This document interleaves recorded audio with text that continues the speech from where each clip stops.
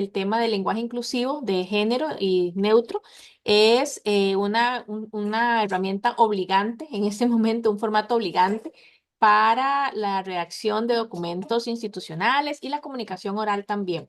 Eso desde el 2003, o sea, tenemos 20 años de ya tenerlo de una forma obligatoria en los diferentes reglamentos de la universidad, pero sabemos que se aplica poco porque realmente no lo conocemos. Entonces, la idea de la biblioteca del CIEM, el CIEM es el Centro de Investigación en Estudios de la Mujer, es desde el 2003 el Consejo Universitario nos solicita que capacitemos a la comunidad universitaria. Entonces, se hizo en varios momentos antes de la pandemia, muchos años antes de la pandemia, y se retomó ahora después de terminar el 2021. Montserrat Casasola es experta en lingüística y género. Ella es docente también de castellano y además de eso es terciaria de la maestría en lingüística de la Universidad de Costa Rica. Entonces, y tiene toda la experticia hace muchísimos años haciendo estos talleres, porque también quien los realizaba desde antes de que los hubiéramos suspendido en el 2020. Y bueno, también tiene toda la disponibilidad de colaborarnos siempre con este tipo de actividades, al CIEM, a la comunidad universitaria y de forma externa también. Y cualquier consulta, cualquier duda que tengan, la pueden externar ahora en el taller. No nos vamos a esperar hasta el final, sino que lo vamos a hacer de manera dinámica, pero además también les vamos a pasar nuestros contactos para que nos puedan consultar en el momento en que lo necesiten, porque precisamente esta es una herramienta que podemos adaptar a lo que nos haga sentir de una manera más cómoda a cada una de nosotras y nosotros a la hora de hablar.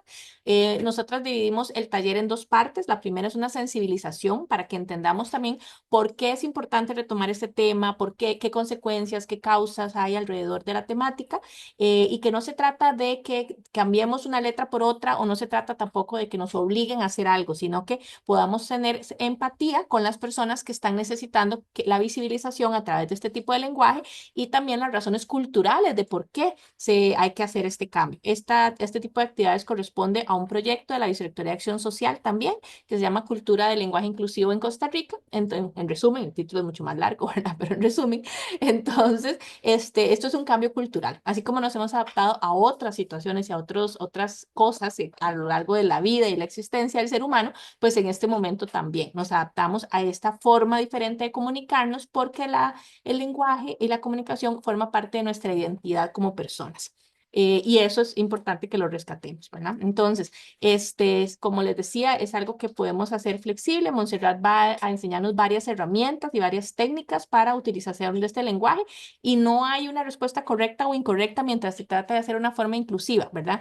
Pero sí hay algunas herramientas que pueden variarse también de acuerdo con la forma en la que yo como persona me sienta más cómoda de estar hablando, siempre y cuando respete también la identidad de las demás personas. Entonces, el español es una lengua viva, va a estar cambiando constantemente. Puede ser que ahora estemos hablando de lenguaje inclusivo de género y neutro y esté causando mucho ruido y ya de unos años, dentro de unos años sea lo más natural para todo el mundo. Y después vamos a estar integrando otras cosas dentro de este lenguaje también, así como hemos quitado y puesto tildes, hemos quitado y puesto reglas gramaticales en general, todas las personas que estamos hispanohablantes. ¿Ok? Entonces, Monse, te doy la palabra. Gracias, Mari. Bueno, vamos a iniciar y como le decía Marina, como es un espacio